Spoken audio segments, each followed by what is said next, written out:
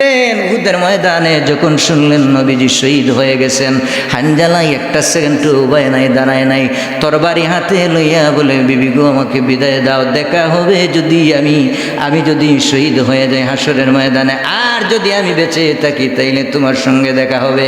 হানজালা তরবারি হাতে লইয়া উহুদের ময়দানে চলে যায়। হাদিস প্রমাণ করে হযরত হানজালা যুদ্ধের ময়দানে যুদ্ধ করতে করতে করতে করতে এক পর্যায়ে যুদ্ধের ময়দানে শহীদ হয়ে গেলেন। হযরত হানজালার স্ত্রী দৌড়াইয়া যাইয়া তিনি যুদ্ধের ময়দানের এক কোনায় যাইয়া বললেন, কে গো তোমরা উহুদের ময়দানে এখানে আসো? তোমরা জানো নি আমার স্বামী ফরজ গোসল পর্যন্ত করে নাই?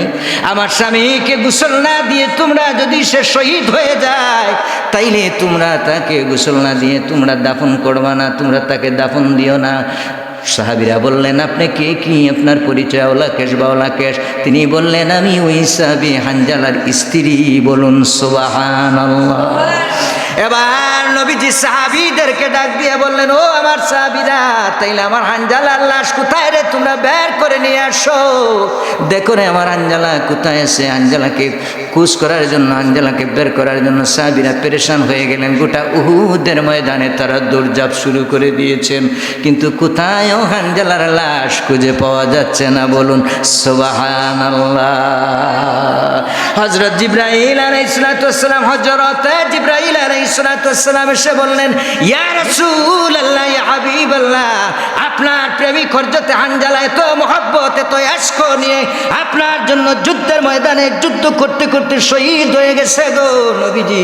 এর জন্য এই দৃশ্যটা আল্লাহ রাব্বুল আলামিন এত পরিমাণের ভালো লেগেছে, মহব্বত করেছেন, আল্লাহ রাব্বুল আলামিনের কাছে গ্রান্টেড হয়েছে।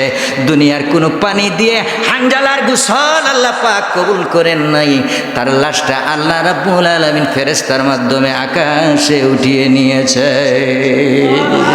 শুধু তাই নয়, ইয়া রাসূলুল্লাহ, ইয়া হাবিবাল্লাহ, আকাশের ফেরেশতারা, এক জাক ফেরেশতারা হযরত হানজালার লাশকে মিছিল দিয়ে তারা বরণ করে নিয়েছেন, আর জান্নাতি রহমতি বরকতি পানি দ্বারা আপনার হানজালার গোসল দেওয়া হয়েছে।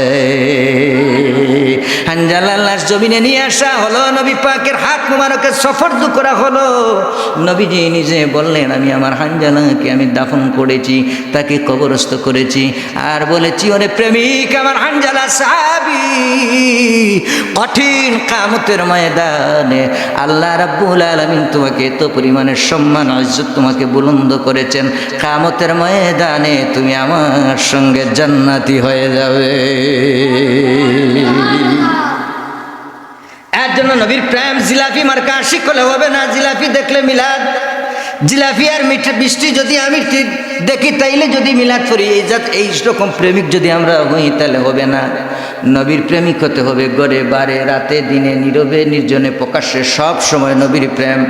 নবীর প্রেম অন্তরের মধ্যে যে যত বেশি লালন করেছে, নবীর প্রেম যে যত বেশি অন্তরের মধ্যে প্রেম সৃষ্টি করেছে, তারাই আল্লাহ পাকের কাছে কবুল এবং মঞ্জুর হয়েছে। বলুন সুবহান।